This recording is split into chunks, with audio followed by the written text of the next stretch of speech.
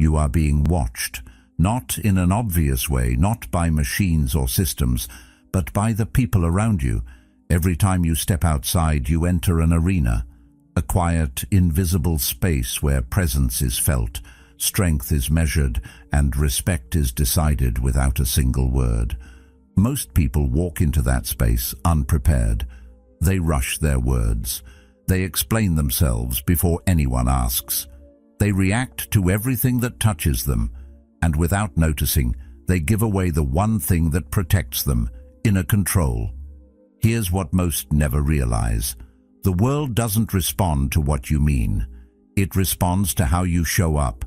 Every unnecessary explanation, every emotional reaction, every moment of oversharing quietly tells others where you stand. The Stoics understood this deeply. Real power doesn't need to announce itself. It doesn't perform. It doesn't chase approval. It remains steady when the world is loud. It chooses its responses carefully. And when silence comes from discipline, it isn't weakness, it's authority. Think about how much energy is lost trying to be understood. How much peace disappears replaying conversations, justifying decisions, or proving intentions that never needed to be proven. Most frustration in life isn't caused by others. It's caused by how much of ourselves we place on display in a world that isn't meant to hold it. When that leaking stops, something shifts. You don't become cold. You don't become distant. You become grounded, present, unmovable. And in a noisy world, that kind of quiet presence becomes impossible to ignore.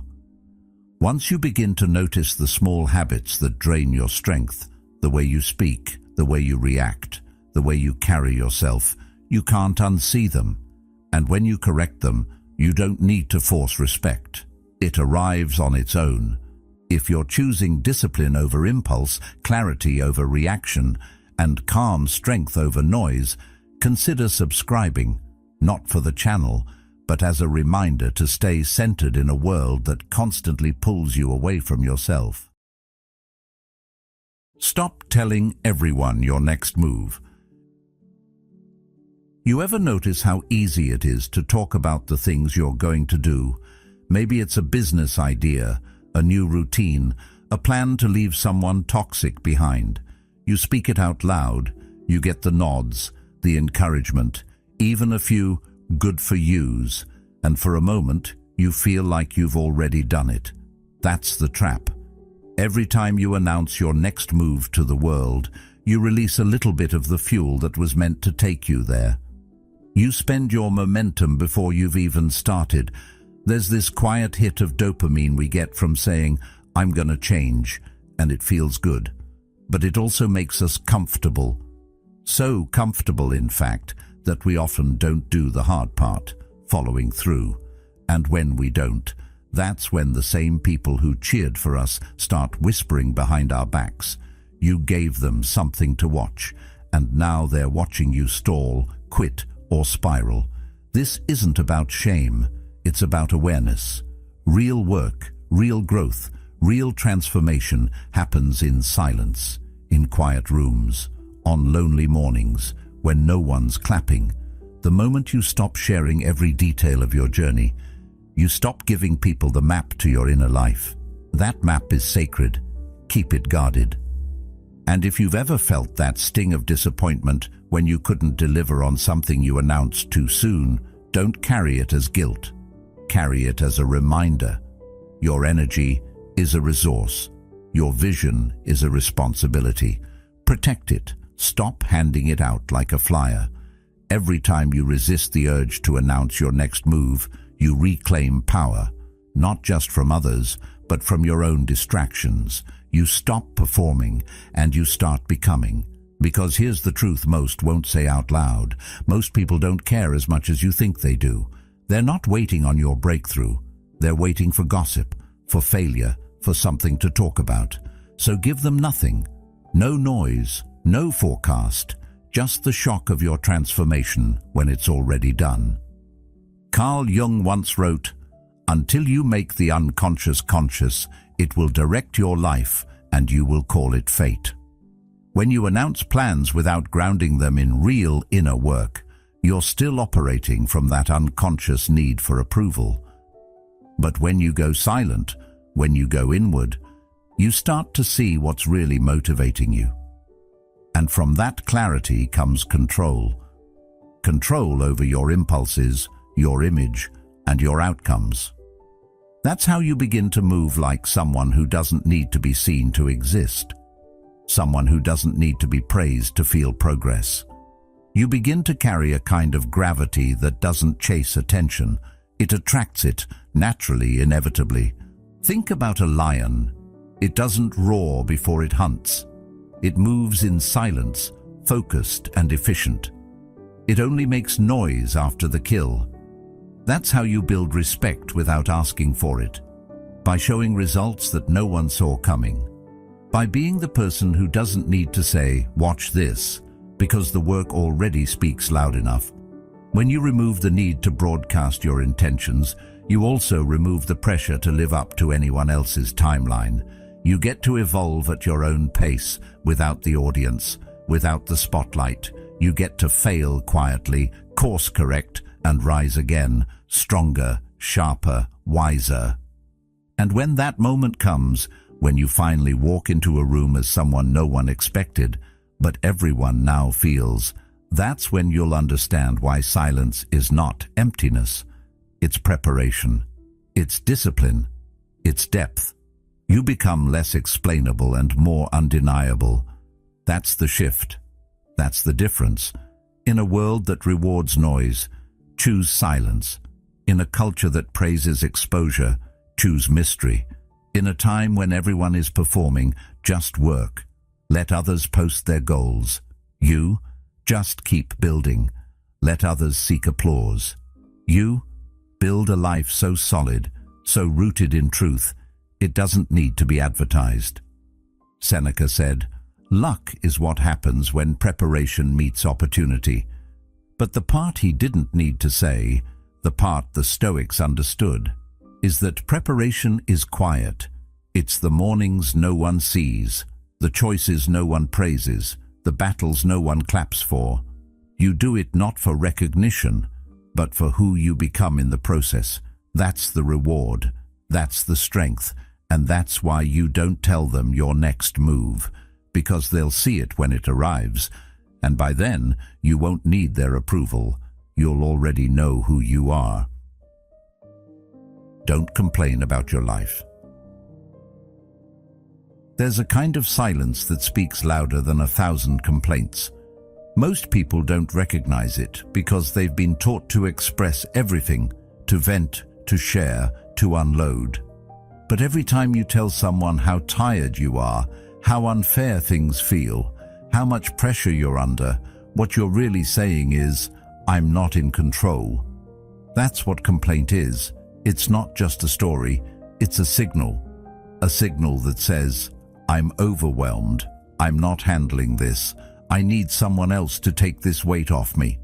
And sometimes that's valid, but not in public, not in passing, not to people who haven't earned your vulnerability, because most people aren't listening to help. They're listening to measure you. They're listening to decide whether you're the kind of person they can respect or the kind they can overlook. And the ones who pretend to care, some of them feel a strange comfort when you fall apart. Your weakness gives them permission to stay small. That's the hard truth. And once you see it, you can't unsee it. You realize that the more you talk about your problems out loud, the more powerless you sound.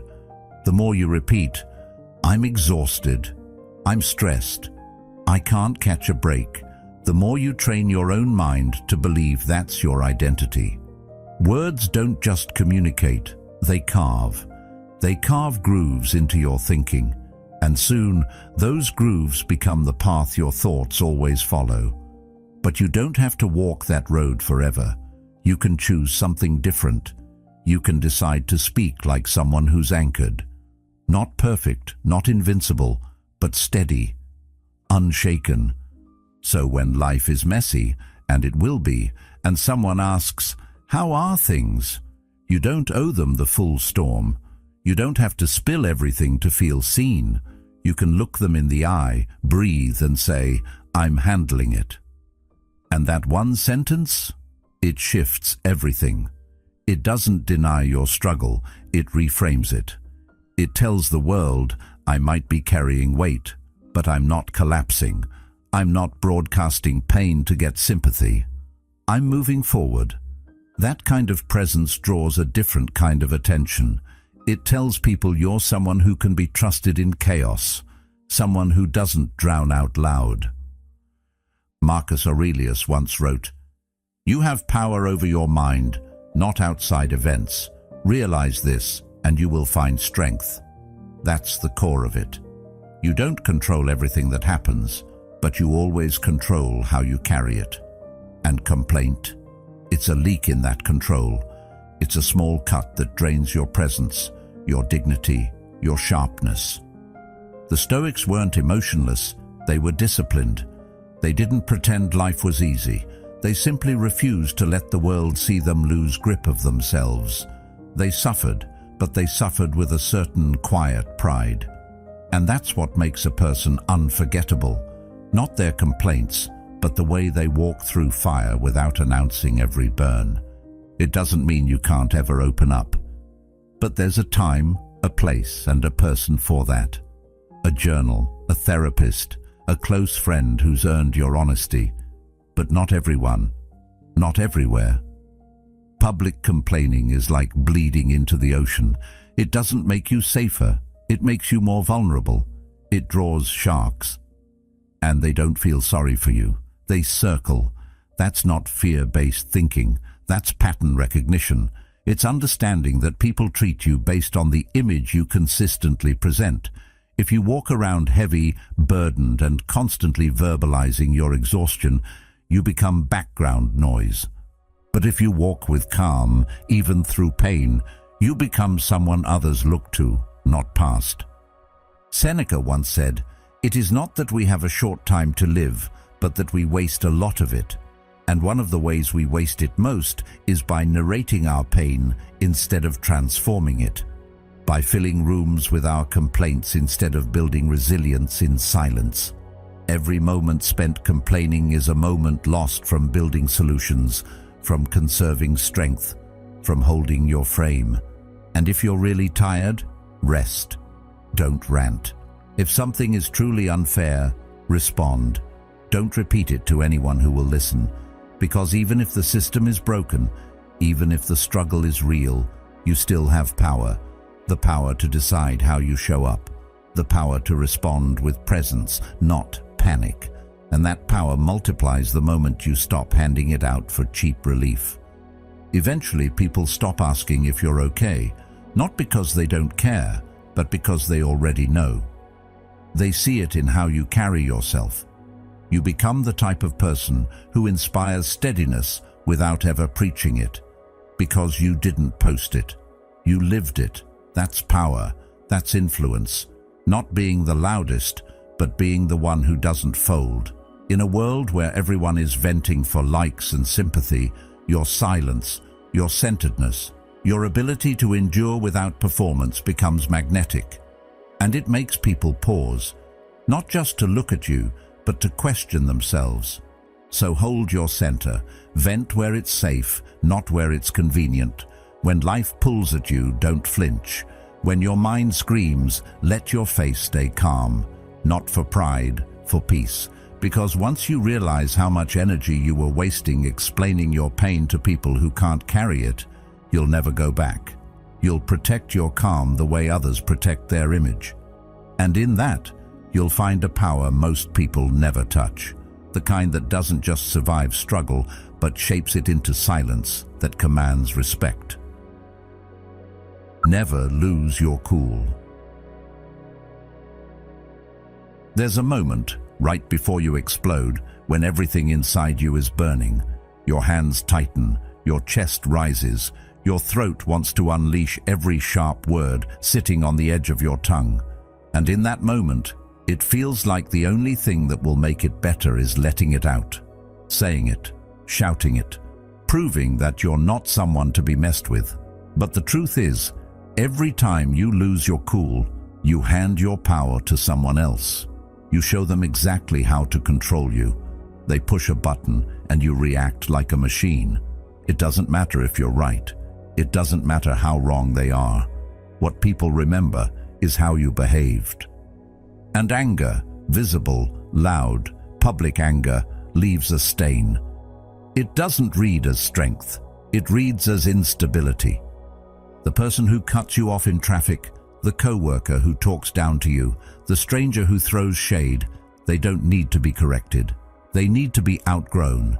Because when you fight to defend your pride, you often lose something more valuable, your peace. That's the trap. They poke, and you react.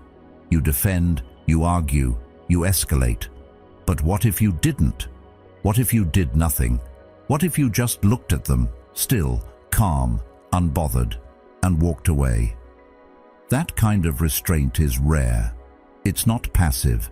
It's intentional. It's not weakness. It's wisdom.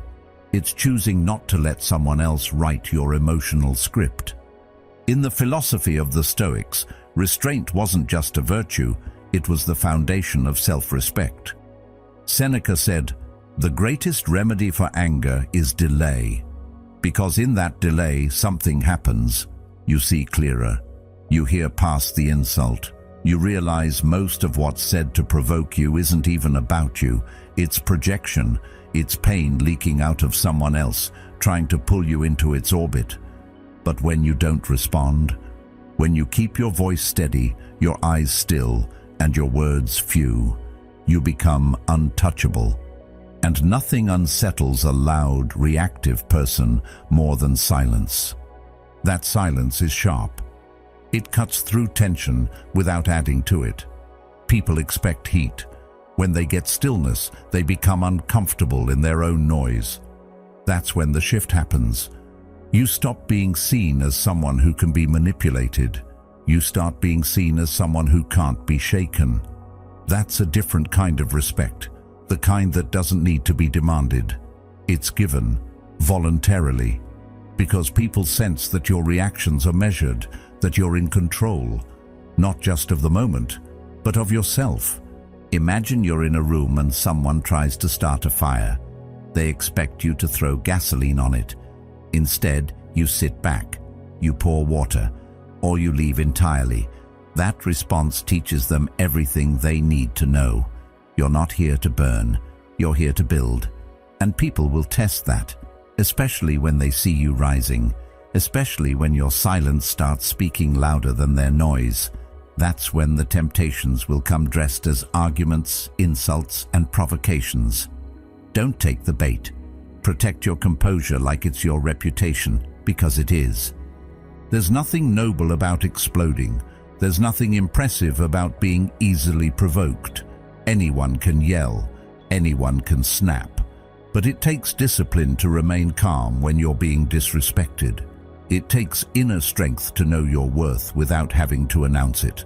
And that calm, that deep, steady calm, it creates an aura that makes people think twice before crossing you, because they don't know what you're thinking. They don't know what you'll do. And that mystery, that's power.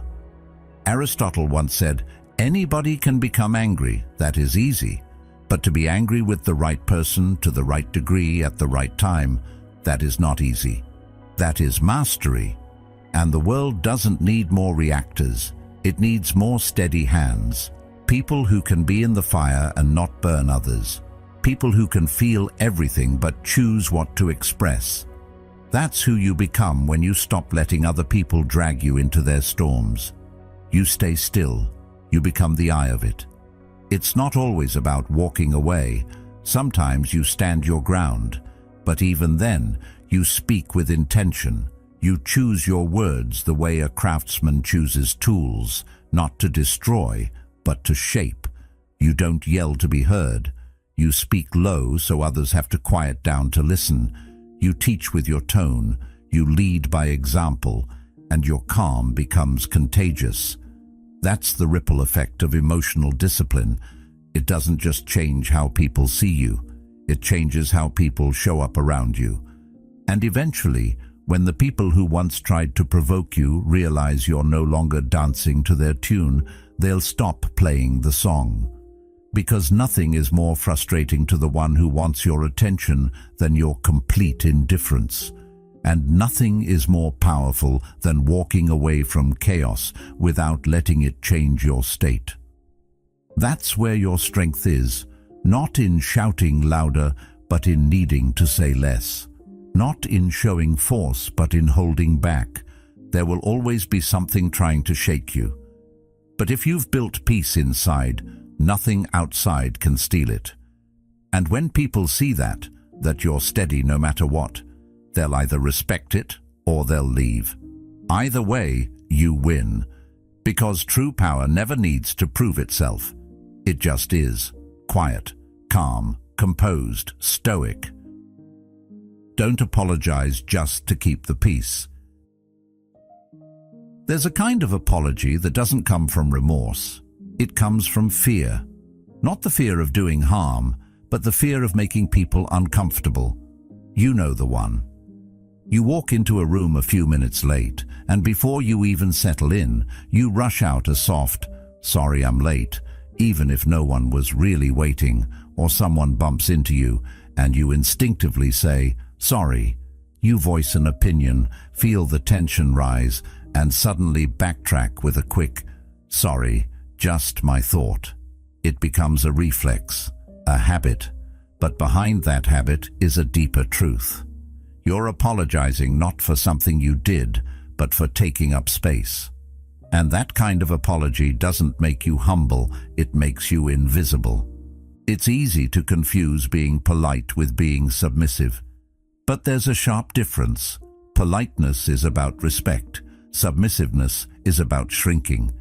And when you start to shrink yourself just to keep the peace, you send a message you may not even realize you're sending.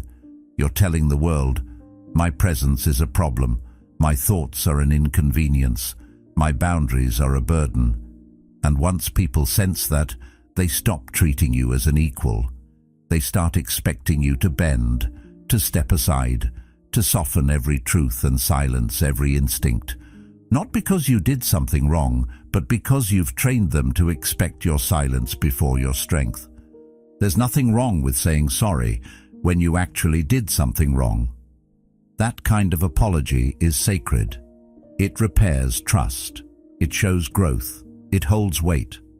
But when sorry becomes a way to smooth over every moment of discomfort, it loses its meaning. It becomes noise, and worse, it becomes a leash.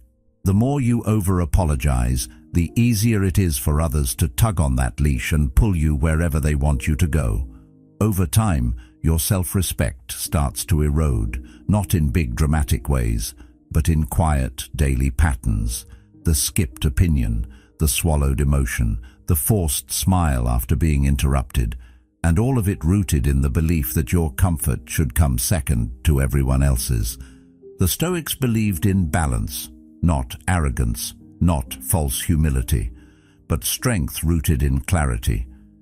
Epictetus said, "It is not things themselves that disturb us, but our opinions about them." If you believe every disagreement means you've done something wrong, you'll live your life trying to make everyone feel better, even if it makes you feel worse. But when you realize that disagreement is part of life, and that not everyone is owed an apology simply because they're uncomfortable, you reclaim something important, your right to be whole, even when the room doesn't approve. And it doesn't take aggression to shift this, it just takes presence. The next time you're tempted to say sorry for being late, try, "Thanks for waiting." It honors their time without erasing your own. When someone questions your opinion, try, "I see it differently," instead of, "Sorry, maybe I'm wrong." These are small changes, but they speak volumes.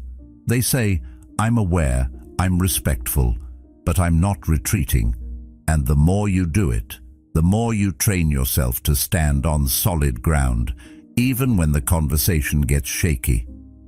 Carl Jung once wrote, "The privilege of a lifetime is to become who you truly are, and becoming who you truly are means you will not fit neatly into every room. You will not agree with every voice. You will not be understood by everyone. But if you water yourself down just to be accepted, what exactly is being accepted? A filtered version of you, a shadow, not the full substance. And that shadow can't lead. It can't connect in any real way, because it's not honest. When you start practicing this quiet ownership of self, you'll notice something shift. You'll feel lighter, not because you're carrying less, but because you're no longer carrying what doesn't belong to you. You'll walk into a room with the same presence, but a different posture. You'll speak with the same kindness, but without the fear of being misunderstood. And when the moment comes where you truly did hurt someone, when the apology is real, it'll come from strength, not shame, and it'll be felt. Because it won't be the 100th sorry they've heard. It'll be the one that mattered. Marcus Aurelius reminded himself often, "Waste no more time arguing what a good man should be one." And sometimes being one means being firm, not for pride, not for power, but for peace. The kind that only exists when you stop apologizing for your existence and start standing fully in it. You don't owe the world an apology for breathing, for thinking, for choosing. You owe it your integrity, your example, your truth. So the next time you feel that word slipping out, sorry, ask yourself, is this humility or is it fear? Am I owning my impact or am I erasing myself again? Because you don't need to be harsh to be strong. You just need to be whole. And wholeness begins when you stop saying sorry for who you are. Keep your money talk to yourself. Money has always been one of those subjects that reveals more than it seems to. The moment you start talking about how much you make, what you own, or what you don't have, you open a door that can't be easily closed. Say you're broke, and some people will see you as lazy, careless, or undeserving, even if they don't know a single detail about your story. Say you're doing well, and suddenly the room feels colder. Jealousy shows up, even from people you thought were rooting for you. That's the trap.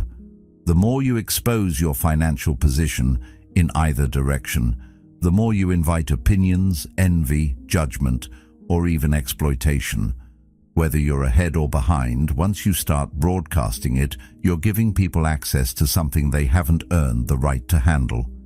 There's a subtle kind of power in financial ambiguity, in not letting the world know exactly where you stand.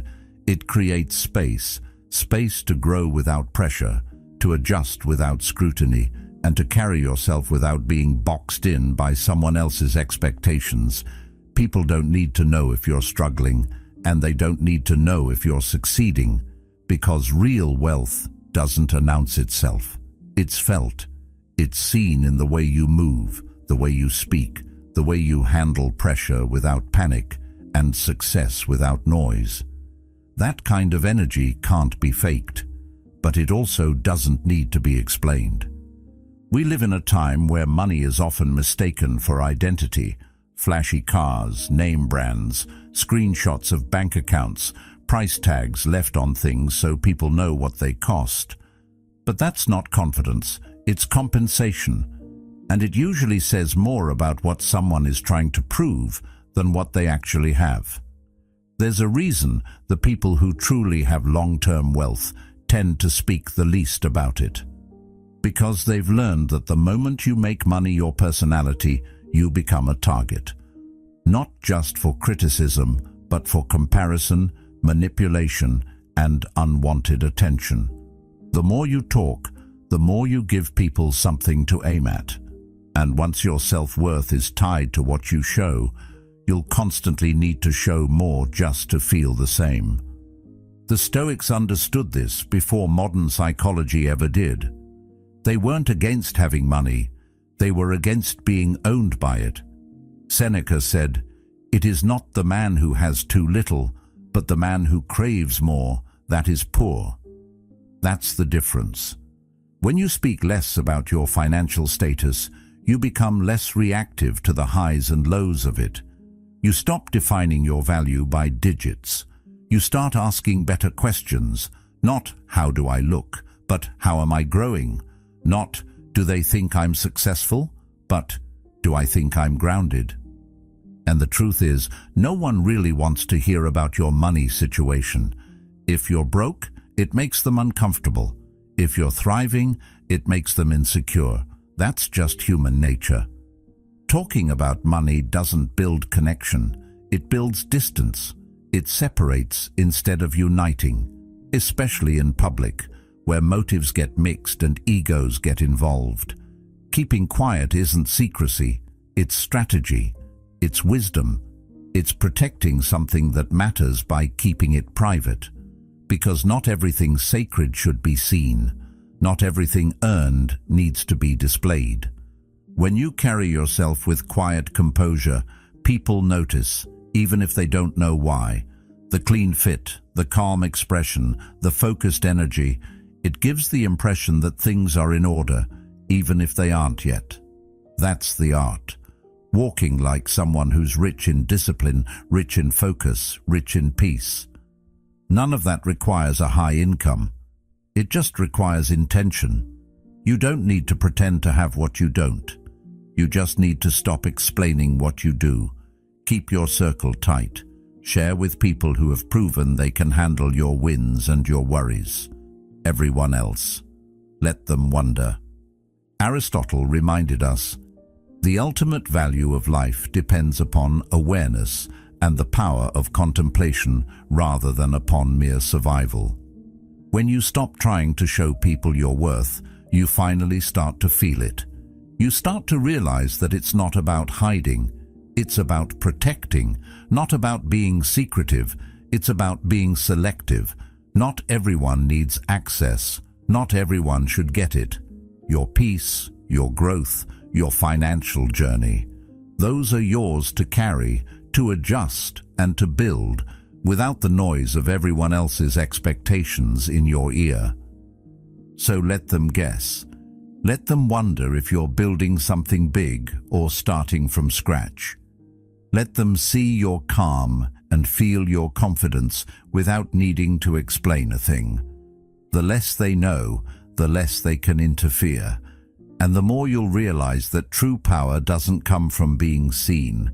It comes from being solid, on the inside. Let your life speak. Let your character earn interest. And let your actions, not your bank balance, define who you are. Never gossip. Ever.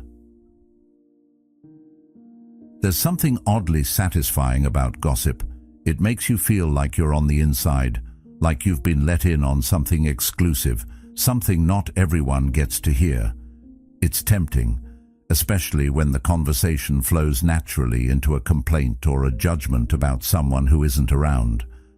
And in those moments, you might feel closer to the person you're talking to, like the two of you have built some hidden alliance. But that feeling is fragile, because what feels like connection in the moment quickly turns into suspicion the moment you're out of the room.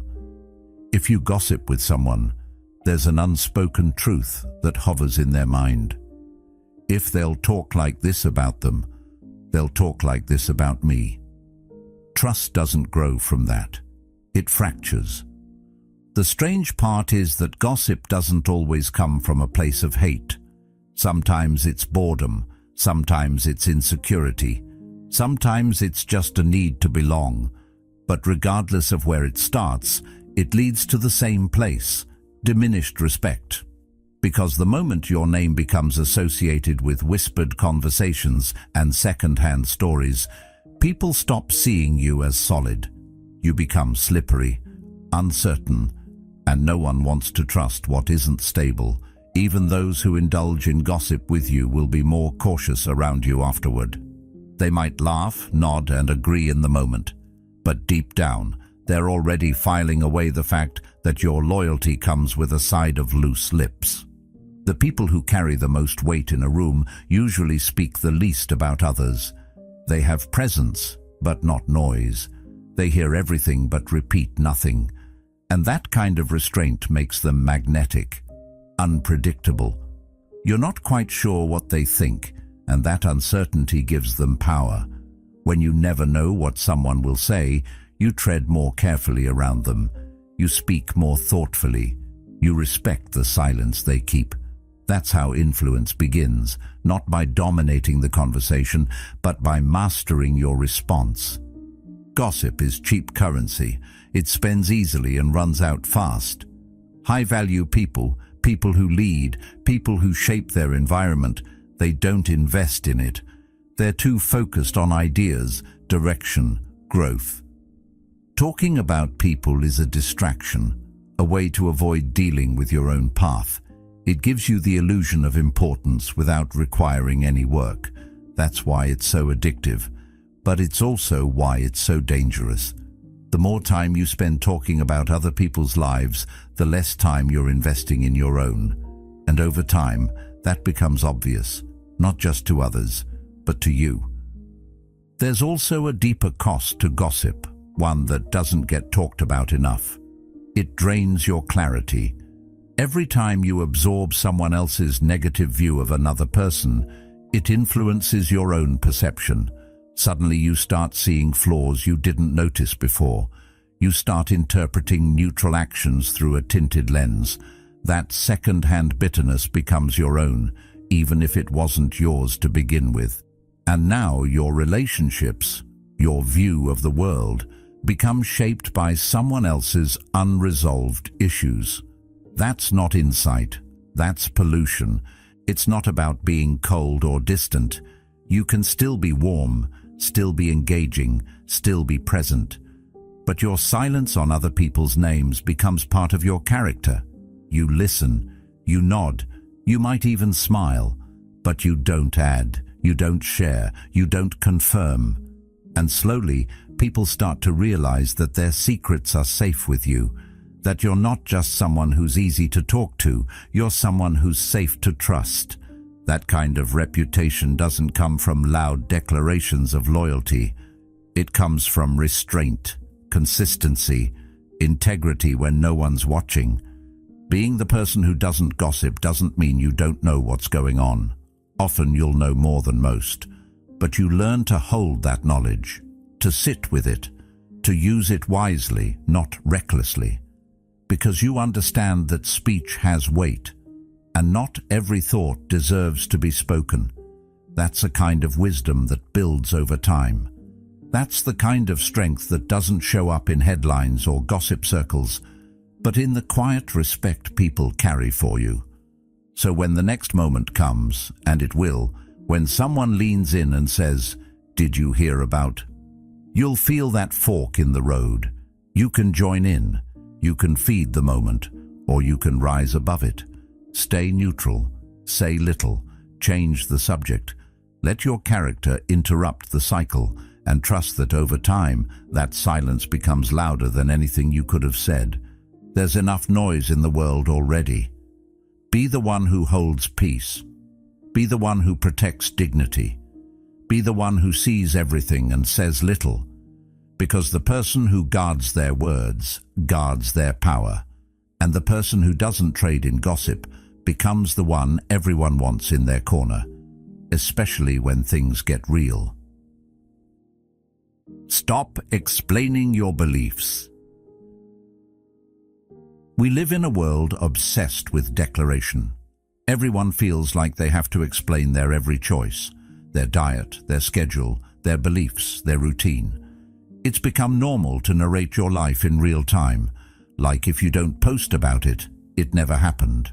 But here's the truth that hits a little deeper. The more you explain yourself, the more you weaken your stance. Every time you try to justify why you wake up early, why you avoid certain habits, why you believe in certain values, you invite someone else's judgment. You turn your personal code into public debate. And once it's up for debate, you're no longer living it for yourself. You're performing. The moment you declare your beliefs, especially when you're still growing in them, you place yourself in a box. People start watching, not out of admiration, but out of curiosity. Waiting for the moment you slip, waiting to see if you really live what you say. That pressure? It's subtle, but real, and it often leads to one of two places: self-censorship or burnout. You either start hiding your failures or you wear yourself out trying to be perfect. Both are traps. Both pull you away from real growth. It's better to be underestimated than to be constantly scrutinized. If you're building discipline, build it in silence. If you're healing, heal in private. If you've found a philosophy that gives you strength, let it shape how you move, not how you speak.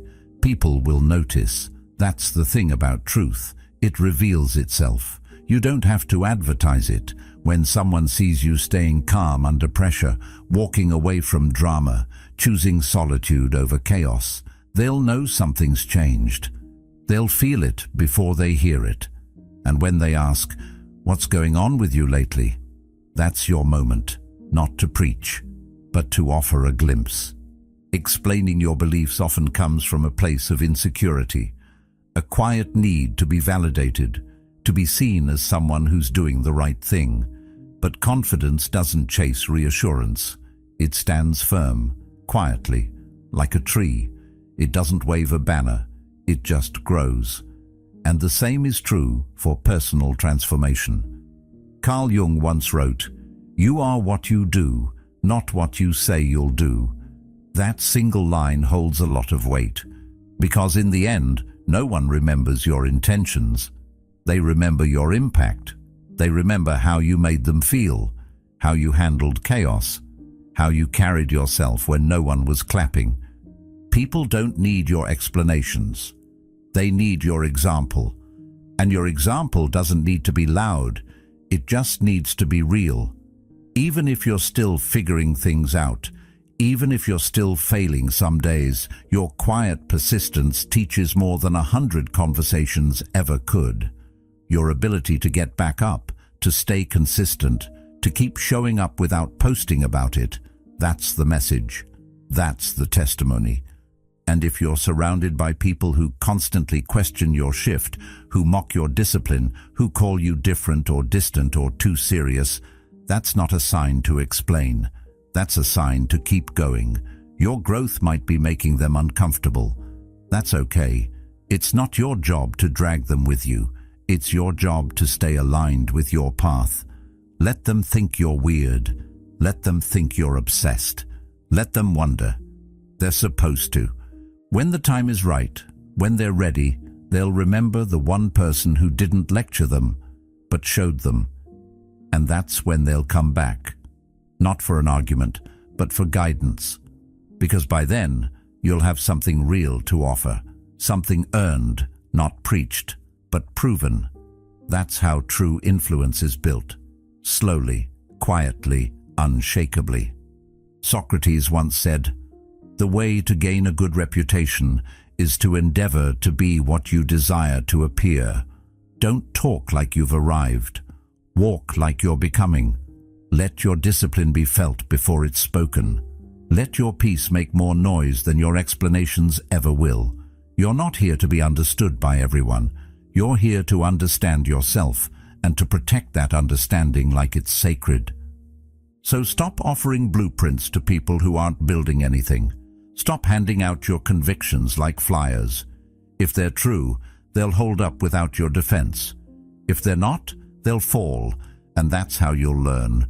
Either way, the process is yours, not theirs. You don't owe the world a speech. You owe yourself alignment.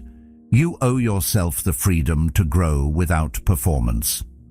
The freedom to walk away from arguments that lead nowhere. To stay silent when silence holds more weight than 1,000 justifications. Because in the end, your life is the loudest thing you'll ever say. Let it speak, let it teach, let it lead, without needing to explain. Never seek validation in public.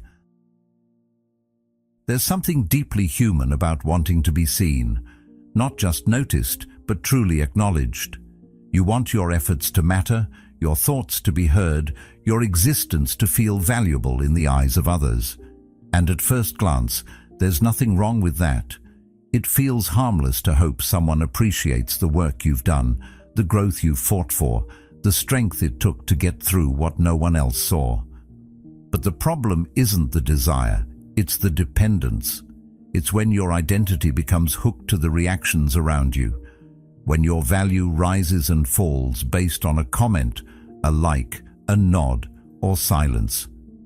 That's when you've handed the remote control of your emotional life to other people, and suddenly your peace is no longer yours.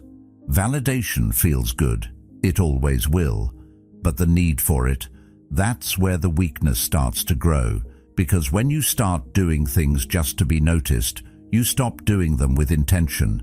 You post the workout not because it made you stronger, but because you want someone to clap.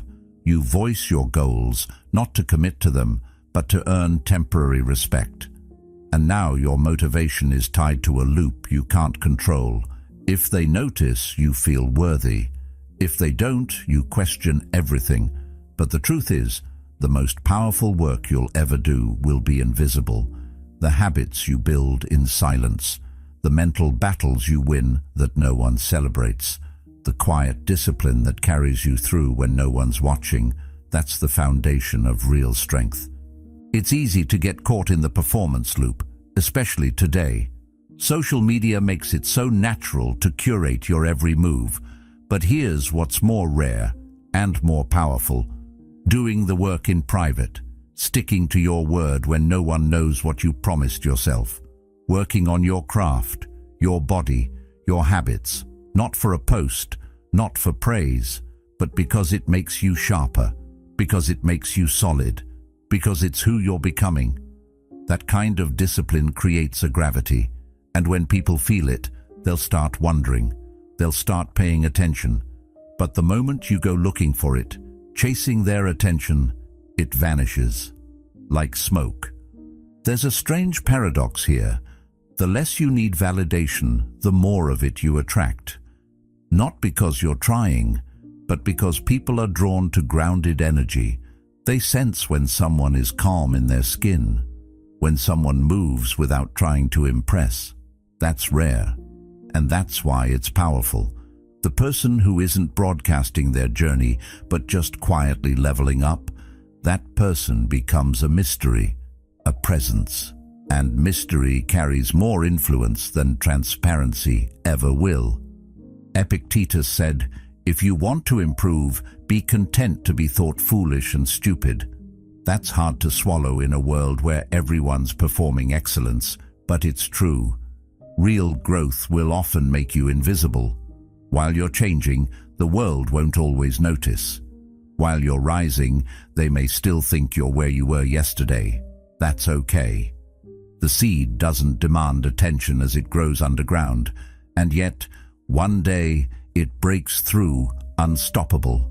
You don't need to announce your evolution, just become it, and let the results do what your words never could. And when people finally notice, because they will, you won't be desperate for it. You'll be grateful, maybe, but not defined by it.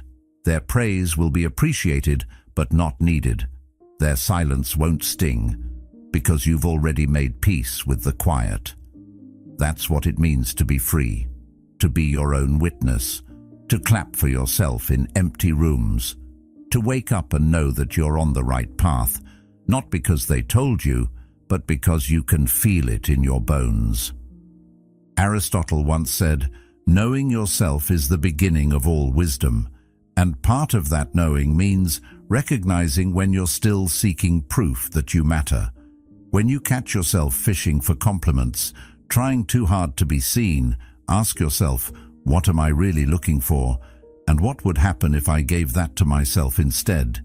Because once you stop performing, you start transforming. Once you stop needing the applause, your hands are finally free to build something real, something solid, something that doesn't fall apart when the audience leaves. So do the work, show up, improve quietly, stay consistent, and let the world catch up when it's ready. You don't need a stage to become powerful. You just need silence, direction, and the courage to keep going when no one's clapping. That's where your real value lives, not in being seen, but in being true. Don't bleed in front of strangers. There's nothing weak about feeling deeply. Real strength doesn't come from pretending you're made of stone. It comes from knowing exactly where your wounds are and choosing carefully who gets to see them. We're often told that vulnerability is power, that sharing our emotions with the world makes us brave. And in some cases, it does. But there's a fine line between healing and bleeding out in public, between opening up and giving away parts of yourself to people who haven't earned the right to hold them. And when you cross that line too often, you don't feel lighter, you feel exposed, raw, powerless. It's easy to confuse being open with being honest, but honesty without boundaries isn't truth. It's a leak. Your fears, your shame, your unhealed trauma, these aren't things to hand out like flyers. They're sacred, private. They belong in safe spaces with people who listen without turning it into gossip, with people who see your scars and don't flinch. When you pour your heart out in the wrong room, you don't always get support. Sometimes you get silence. Or worse, you get someone who sees your pain as a weakness to be used against you. That's the risk. And in a world that's quick to judge and slow to understand, not everyone needs access to your shadow. There's a kind of dignity in suffering quietly, not because you're ashamed, but because you're aware that not every story needs to be told right away, aware that your healing is yours, and rushing to display it doesn't speed it up. When you're still in the middle of the storm, still figuring out what the pain means, there's no prize for putting it on display. In fact, sometimes it sets you back, because now your healing has an audience, and with an audience comes pressure, expectations, unwanted opinions. Suddenly your grief becomes content, your wounds become performance, and you can't tell anymore if you're actually healing or just acting like you are. That doesn't mean you have to pretend to be okay when you're not. It doesn't mean bottling everything up until you explode. It means learning the difference between being authentic and being careless with your truth. It means knowing who deserves to hear your pain and who doesn't. It means choosing your confidants the way you'd choose a surgeon, carefully, intentionally, with a sense of trust and respect. Because the people who really care about you won't need a full breakdown to know something's wrong. They'll notice the shifts. They'll feel the silence. And when you do open up, they'll hold space, not judgment. Marcus Aurelius said, "The best revenge is to be unlike him who performed the injury." That applies here too. When the world tries to break you, you don't owe it a breakdown. You owe yourself recovery. Quiet, focused recovery. You don't need to show your scars as soon as they form. Let them heal, let them settle, and when you're ready, show up, not as someone still bleeding, but as someone who has bled and survived. There's a strength in that kind of silence, a strength that doesn't seek attention, but earns respect. We're all carrying something, pain that isn't always visible, doubt that doesn't always make sense. But not all of it needs to be spoken aloud. Sometimes the most powerful thing you can do is go through it quietly, process it deeply, let it shape you from the inside out without needing an audience to witness every step. That's not repression, that's refinement. It's the practice of taking your story and owning it, not handing it over for others to dissect. There will be times when your emotions overflow.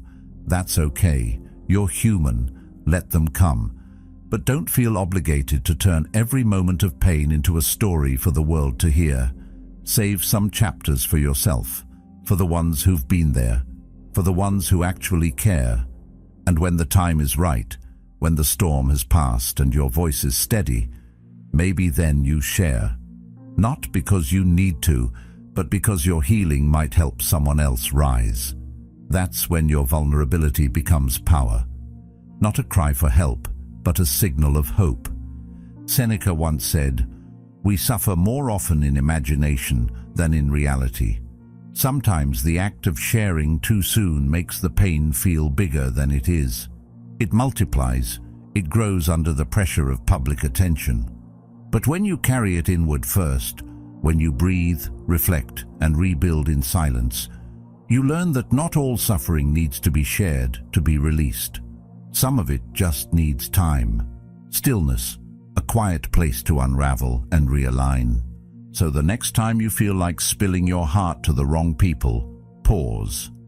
Ask yourself, will this help me heal, or will it just feed the fire?